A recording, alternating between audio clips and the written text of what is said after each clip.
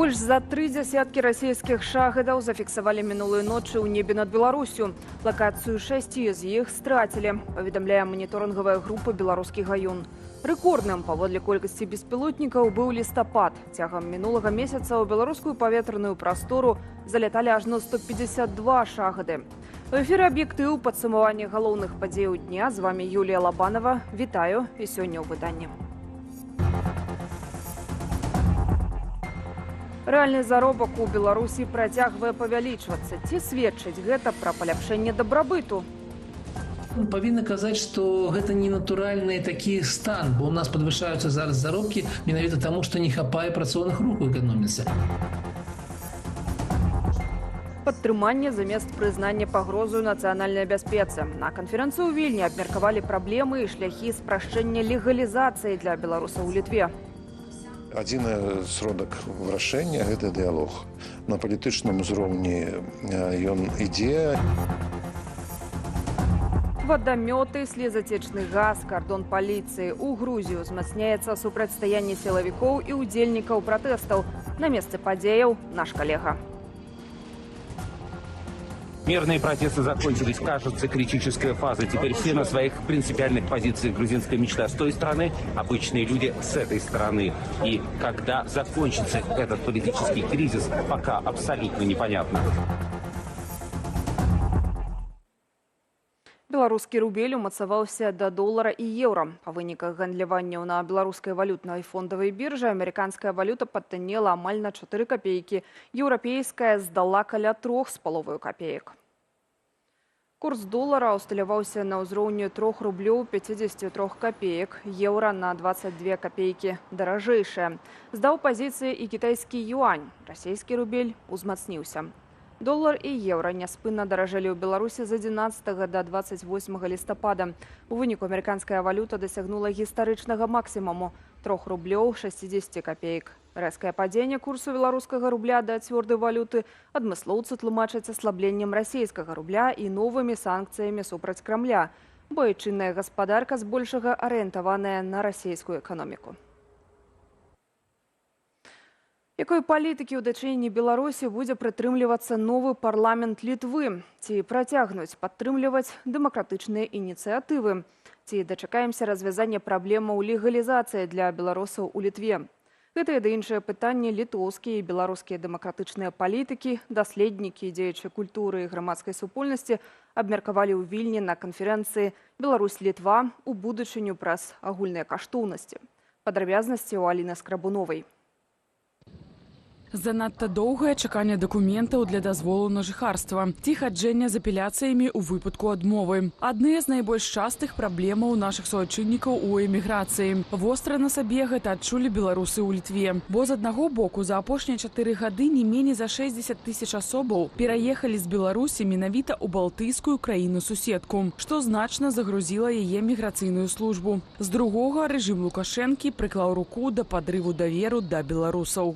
Праблемы яны зразумелыя, бо Лукашенко зрабіў нашу краіну краінай суагрэсарамі. Тое, што ад нас абмяжоўваюцца, што абмяжоўваюць беларусаў тут, гэта перш за ўсё з-за рэжыму Лукашэнкі. І наша задача, каб разам вырашаць гэтыя праблемы. Пасля пачатку поўнамаштабнай вайны Расіі супраць Украіны беларусы зазналі праблемы не толькі са стаўленнем да сябе, але і на заканадаўчым узроўні. Гэтак Літва абмежавала доступ да шэрагу раней даступных працэдураў. І з'явілася дыскрымінацыя па нацыянальнай прыкмеце.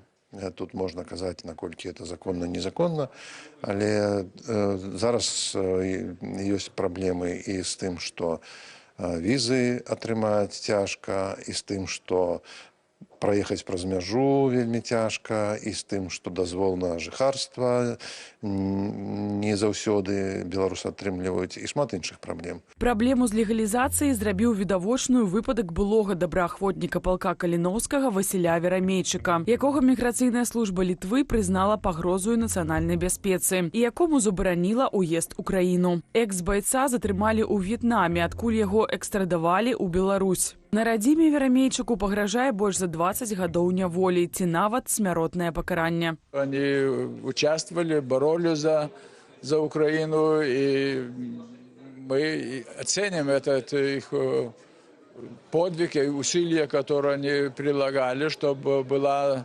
защищена Украина и тем самым защищены наши страны. Цяпер сусветная дэмакратычная супольнасць заклікае рэжым Лукашэнкі вызваліць узятага ў закладнікі Верамейчыка. Але ягоны лёс могуць паўтарыць не меней за 3 десяткі асобаў. Наш кейс бойового досвіду ідзе не ў плюс, а ў мінус пры рэалізацыі. Гэта праблемы псіхалагічныя. Гэта праблемы з працаўладкаваннем і навогул зразуменнем. Многія ветэраны сёння хаваюць свой вайсковы кейс. Каб звярнуць увагу на гэтыя праблемы, беларусы Літвы зладзілі некалькі акцыяў пасля затрымання Васіля Верамейчыка. Але падобна гэта не дазваляе дагрукацца да адрасатаў зваротаў. Надо белорусам не бояться про себя рассказывать. У нас, я как подумал, да, весь есть ЕГУ, Европейский гуманитарный университет, есть штаб Цихановской в Вильнюсе. Если бы они больше говорили, даже те вещи уже когда-нибудь сказали, да, чтобы литовцы услышали, чтобы переводилось на литовский язык, просто они мало слышны. Сёння ж у Вільні прайшла канферэнцыя «Беларусь-Літва ў будучыню праз агульныя каштоўнасці» з удзелам прадстаўнікоў дэмакратычных сілаў ды літоўскіх палітыкаў. У выніку бакі задэкларавалі цвёрдыя намеры супрацоўнічаць. Адзіны сродак вырашэння – гэта дыялог. На палітычным узроўні ён ідзе, ёсць група за дэмакратычную Беларусь, ёсць праца з рознымі палітычнымі партыямі. Зараз будзе новы ўрад, у нас ёсць дамоўленасць пра тое, што мы свае праблемы будзем з імі абмяркоўваць. Але Літва не адзіная краіна, дзе беларусы сутыкаюцца з адмовамі ў атрыманні прытулку. Гэтак, паводле праваабаронцы Рамана Кісляка, за 5 гадоў каля 70 нашых суайчыннікаў спрабавалі атрымаць абарону ў Грузіі. Амаль палове было адмоўлена. Аліна Скрабунова, Белсат. Перспектывы расследавання злачынстваў супраць чалавечнасці і магчымую выдачу ордэру на арышт Лукашэнкі абмеркавалі ў міжнародным крымінальным судзе ў Газе. Адмысловую сустрэчу падчас 23-й сесіі Асамблеі міжнароднага крымінальнага суда ініцыявалі міжнародныя праваабарончыя арганізацыі пры падтрыманні Міністэрства юстыцыі Літвы і Народнага антыкрызіснага ўпраўлення. Кіраўнік НАУ Павел Латушка акрэсліў як мэту сустрэчы спробу прыцягнуць увагу краінаў-удзельніц Рымскага статуту да запыту Літвы ў офіс пракурора міжнароднага крымінальнага суда пра пачатак працэсу супраць рэжыму Лукашэнкі. Для нас вельмі важна акцэнтаваць увагу на неабходнасць перадачы дадатковых доказаў, якія назапашаны шматлікімі праваабарончымі арганізацыямі па фактам злачынству супраць чалавечнасці, здзейсненым на тэрыторыі Беларусі. Важна адзначыць, што на сённяшні дзень беларуская сітуацыя мае статус папярэдняга расследавання сітуацыі. Гэтае папярэдняе расследаванне ажыццяўляе офіс пракурора міжнароднага крымінальнага суду. Мы спадзяемся, што пракурор міжнароднага крымінальнага суду звернецца адпаведным зваротам у палату папярэдняй вытворчасці з прапановай аб выдачы ордэра на арышт, рэшту дзесьці прыблізна ў красавіку наступнага года. Даведацца актуальныя навіны можна і ў нашым тэлеграме. Дзеля гэтага дастаткова навесці камеру тэлефона на QR-код, які вы бачыце на экране, і прайсці праз спасылку. Падпісвайцеся і першымі атрымлівайце інфармацыю, якую рыхтуюць нашыя калегі. Умова для вас гэта мае быць бяспечна. Таксама чытайце нашу інтэрнэт-старонку belsat.eu пры той жа ўмове «Бяспека перадусім». Дзякую, што вы з намі. І да іншай тэмы. У Беларусі паскорыўся рост рэальных заробкаў. На гэта ў штотыднёвым макрааглядзе звярнулі ўвагу аналітыкі Еўразійскага банку развіцця. Найбольшае павелічэнне заробкаў адчулі прадстаўнікі прыватнага сектару эканомікі, а не бюджэтнага. Падрабязней Ірына Юр'ева. Рэальныя заробкі ў Беларусі павялічыліся. У кастрычніку яны прыбавілі 13% да аналагічнага перыяду летась, адзначылі ў Еўразійскім банку развіцця. Прырост ёсць і ў параўнанні з вераснем, калі рэальныя заробкі беларусаў павялічыліся на 12,5% гадавых. Вось гэтая лічба каля 13%, яна сапраўды існуе ў эканомікі з улікам амаль 6% інфляцыі. Але ўсё ж такі у кожнага чалавека асабістая інфляцыя, і, напэўна, грамадзяне бачаць у сябе трохі па-іншаму, чым гэтыя 6% падвышэння коштаў.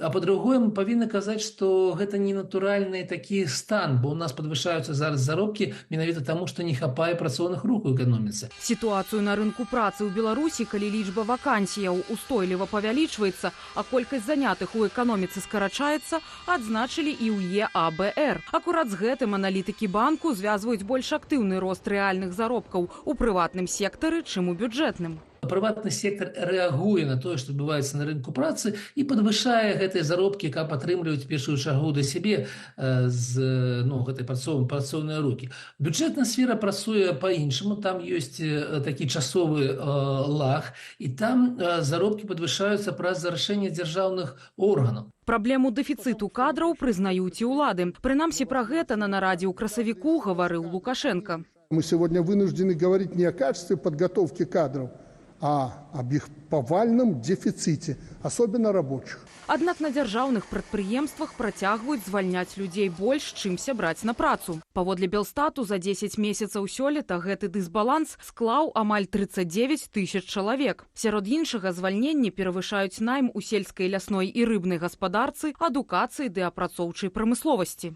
Расходы сапраўды зараз зачастую превышают доходы на прадпрыемствах.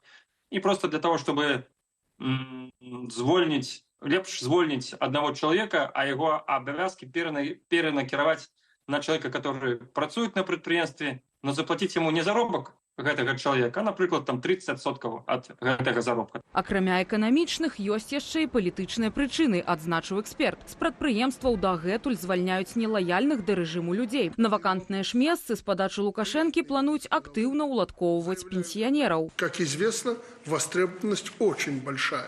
Те, кто может работать, они сами предлагают свои услуги на рынке труда. Да таго ж чыноўнікі рапартуюць пра рост узроўню працоўнай міграцыі. Каля 40% замежных адмыслоўцаў прыязджаюць з Расіі. Актыўна едуць таксама грамадзяне Туркменістану і Кітаю.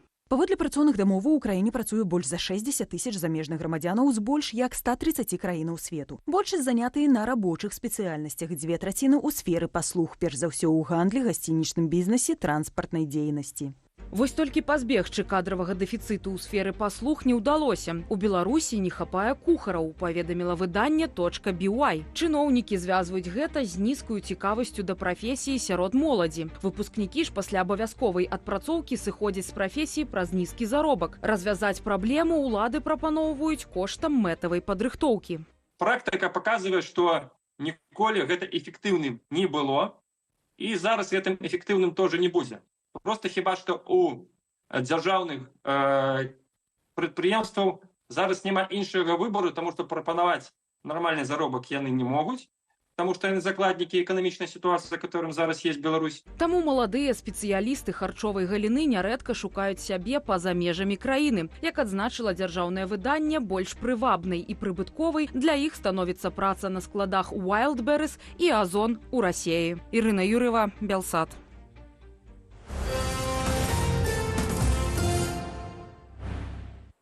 На адцінку нафтаправоду «Дружба» ў Польшчы выявілі выцек нафты. Аператар ажыццяўляе рамонт. Прычыны пашкоджання расследуюць. Адна з версіяў – дыверсія. Ці мае пашкоджанне істотнае значэнне, ды чаму апошнім часам усё часцей пры аварыях у Еўропе гавораць пра дыверсіі ды расійскі след. Ірына Дарафійчук.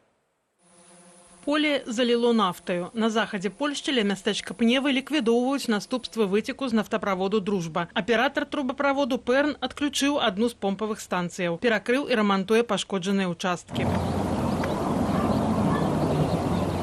Паводле афіцыйнага паведамлення кампаніі «Перн» выцек выявілі на адной з 2 нітак участку, праз якія сырая нафта паступае на перапрацоўванне ў Нямецчыну. Прапампоўванне па пашкоджанай нітцы спыненае, а пастаўкі нафты працягваюцца па другой нітцы. Тэхнічныя магчымасці якой цалкам забяспечваюць аб'ёмы, патрэбныя замоўцам. Пагрозы для мясцовых жыхароў няма. Прычыны інцыдэнту на гэты момант невядомыя. Іх расследаваннем зоймецца ўнутраная камісія, якая дзеяць у ПЭРН. Прадстаўнікі кампаніі-аператара сярод магчымых прычынаў аварыі называюць як тэхнічныя праблемы, так і дыверсію. To jest element gry psychologicznej. Гэта элемент псіхалагічнай гульні, якая ўдарае ў эканамічную стабільнасць дзяржавы, таму што сёння, разважаючы пра энергетычную бяспеку, мы глядзім не толькі на экспарт для нас як прыватных спажыўцоў, але і на бесперабойнасць экспарту для дзяржаўных структураў і бізнесу, які ўтрымлівае дзяржаву з пункту гледжання эканомікі. Раней Словаччына заяўляла пра расследаванне магчымага рыхтавання тэрактаў на нафтаправодзе «Дружба», а напрыканцы лістапада нават затрымалі 2 падазраваных у спробе пашкодзіць інфраструктуру. Агулам жа заявы пра магчымыя дыверсіі з боку Расіі ў Еўропе пачасціліся. Адзін з апошніх выпадкаў – пашкоджанне адразу 2 оптавалаконных кабеляў на дне Балтыйскага мора. Нямецчына адразу заявіла пра падазрэнне ў наўмысным нанясенні шкоды. Апроч дыстабілізацыі, гэтая стратэгія называецца раздзяленнем. Тысячы прапагандысцкіх ботаў, заглушаны GPS-сігналы і перарэзаны кабель сувязі ў Балтыйскім моры. Гэта не можа быць супадзеннем. Яшчэ адзін выпадак – аварыя грузавога самалёта ў Вільні тыдзень таму. Катастрофа прыцягнула ўвагу на тле ранейшых папярэджанняў заходніх спецслужбаў. Маўляў, Расія планавала падпал самалётаў, што ляцяць у Злучаныя Штаты і Канаду. І хоць асноўныя версіі аварыі ў Літве, памылка экіпажу або тэхнічная няспраўнасць, не выключалі ад пачатку і імавернасці тэракту. Гэта адна з версіяў, якую трэба будзе правяраць следству. Нас чакае доўгая праца. Я думаю, што агляд месца здарэння, збор доказаў, збор прадметаў можа заняць і тыдзень, і адказы, вядома, не прыйдуць хутка. Паводле літоўскіх медыяў, сёння няма доказаў здзяйснення дыверсіі, якая прывяла б да падзення самалёта ў Вільні. Пры гэтым эксперты сыходзяцца ў тым, што прычынаю аварыі было штосьці раптоўнае, да чаго экіпаж не быў гатовы. No i niestety przy każdej dziwnej... На жаль, пры кожнай дзіўнай падзеі, якая датычыцца нашай бяспекі, трэба браць пад увагу мадэль расійскага сцэнара. Яна можа не выявіцца. Для гэтага ёсць следчыя, праца, контрвыведкі, абмен інфармацыяй паміж саюзнікамі. Але немагчыма на этапе пачатку следства выключаць такі варыянт. І трэба яго браць пад увагу мацней, чым да 2022 года. Гэтак пра расійскі след заяўляюць нямецкія следчыя ў справе падрыву газаправоду «Паўночная плынь» увосень 2022 года. Ірына Дарафейчук, Белсат. Беларуса Яўгена Муравіцкага, затрыманага падчас пратэстаў у Грузіі, вызвалілі з СІЗА. На маладзёна склалі пратакол за зневагу паліцыянта, ды назаўтра выклікалі ў міграцыйную службу. Тым часам пратэсты ў Грузіі не сціхаюць. Мінулай ноччу паліцыя зноў ужыла супраць мітынгоўцаў слезатечны газ, гумавыя кулі і вадамёты. За падзеямі ў Тбілісі сочыць мой калега, корэспандэнт праграмы «Вот так» Марк Падбярэзін. Вітаю, Марку, і табе слова. Юля, витаю наших глядачев. Мы прямо сейчас здесь у здания парламента, где полиция сменилась на спецназ и ОМОН и готовится вновь разогнать акцию протеста. Ожесточенные столкновения полиции и протестующих продолжаются здесь уже 4-й день. Как мы видим на площади, на проспекте Руставели, тысячи людей, которые уже 4-й день выходят после заявления главы правительства Иракли Хабахидзе об остановке евроинтеграции.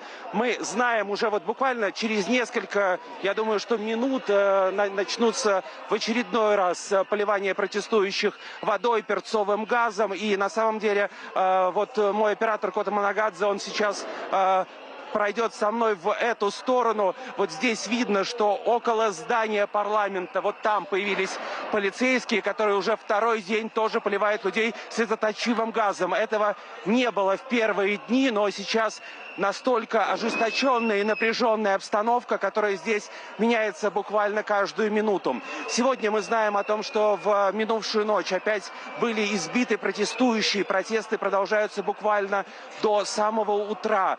Десятки пострадавших и более 200 человек только за последние 4 дня, которые обратились за помощью к медикам. Здесь из карет скорой помощи еще многие люди приезжали в больницы самостоятельно. Но стоит отметить, что грузинская мечта заявила, что не пойдет ни на какие уступки. Президент Саломе Зурабишвили заявляет о том, что она остается действующим президентом, несмотря на то, что официально ее полномочия истекают буквально через 2 недели.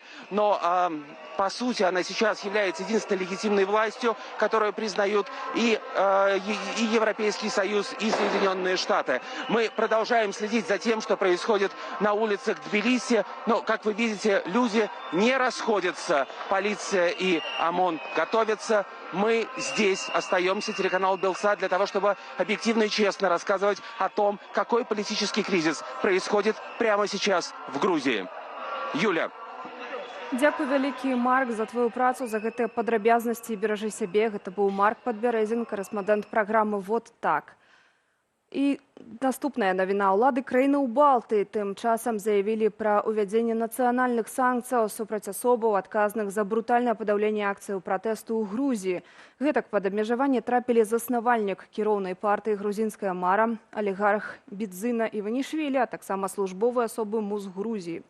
Прыняць агульнаеўрапейскія санкцыі заклікаюць таксама і дэпутаты Еўрапарламенту.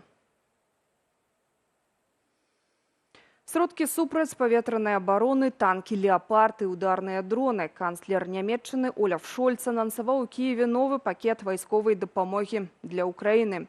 Нямецкая прэса адзначае, што палітык адмыслова наведаў Украіну, каб дазнацца, на што гатовы пайсці Владзімір Зеленскі на магчымых перамовах з Расіяй. Падрабязней Руслан Ігнатовіч.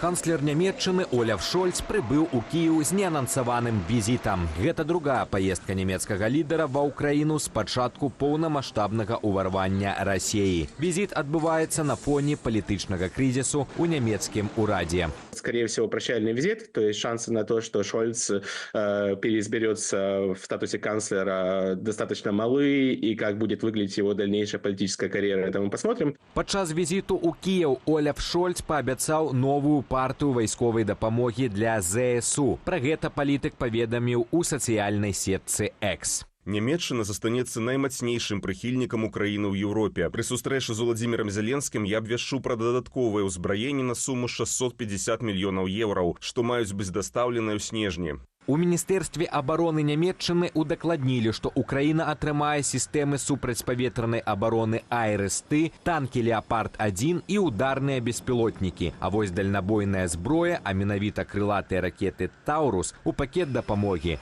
зноў не ўключаныя. До окончания каденции Шольца этого абсолютно точно не будет, в том числе и по банальной причине того, что Шольцу, конечно, в том числе для такого пацифистского крыла своей партии, для пацифистского крыла избирателей своей партии очень важно продемонстрировать, что да, он поддерживает Украину, безусловно, но при этом не способствует эскалации, пытается найти какие-то переговорные пути. Аднак, акрамя надання дапамогі, паводле нямецкага таблоіду «Більд», візіт Шольца ў Кіеў звязаны таксама з магчымымі перамовамі паміж бакамі канфлікту, а менавіта з пытаннем, на што Украіна гатовая пайсці дзеля замірэння. Маўляў, час абраны невыпадкова, пасля выбараў у ЗША, але да інагурацыі Трампа.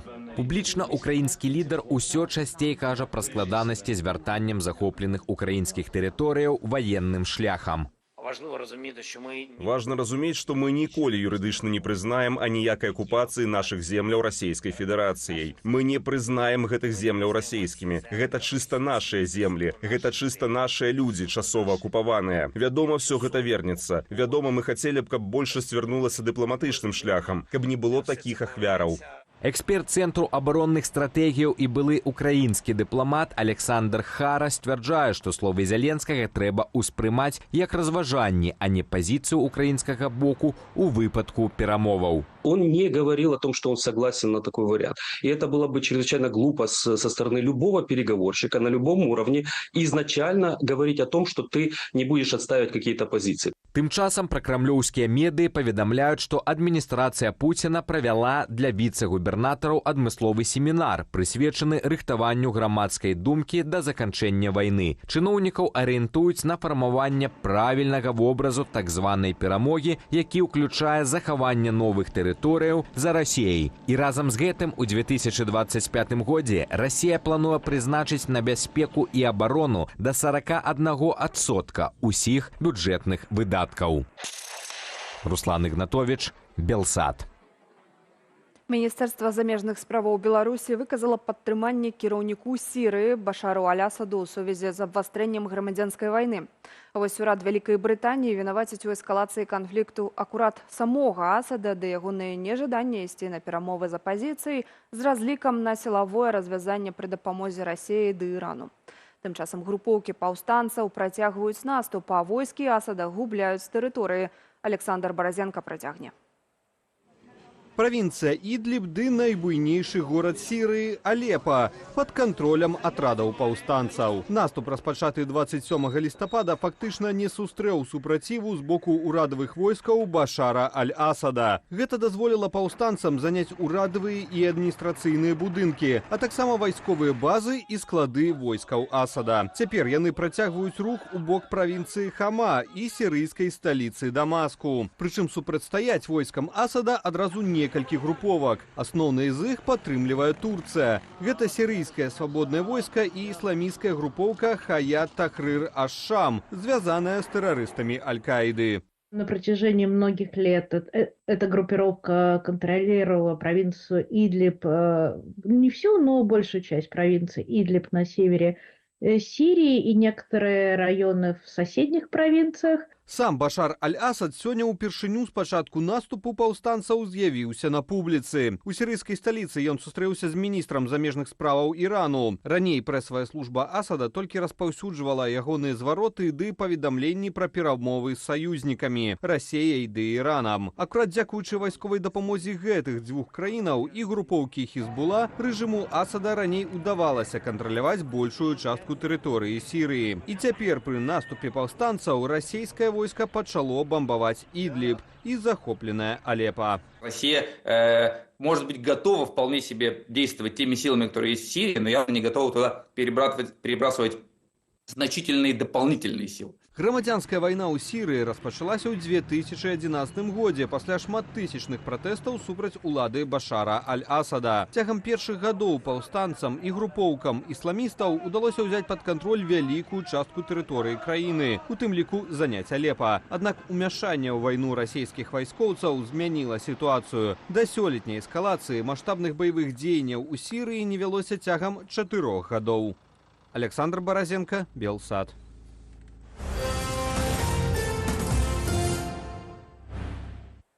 Улады Беларусі могуць заблакаваць працу найбуйнейшага агрэгатара таксі Яндекс.Гоу, заявілі ў беларускай транспартавай інспекцыі.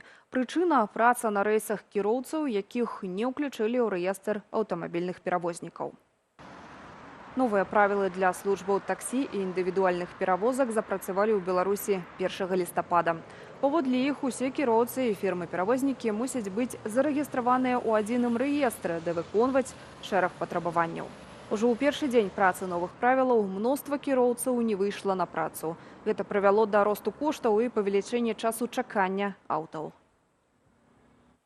Да лагічнага завяршэння на выходных прыйшоў чэмпіянат Беларусі па футболе. Клубы згулялі матчы 30-го туру, пасля чаго большасць сышла ў адпачынак. Самы час падвесці вынікі сезону. Ян Федарович. Беларускі футбольны чэмпіянат завяршыўся, аднак менская «Дынамо» працягвае аддаваць турнірныя пазыкі. У перанесенай сустрэчы 16-го туру сталічны клуб сёння саступіў з Маргоне 0-1. Зрэшты, на размеркаванне месцаў у турнірнай табліцы гэты вынік не ўплывае. Менская «Дынамо» другі год запар датэрмінова здабыло залатыя медалі.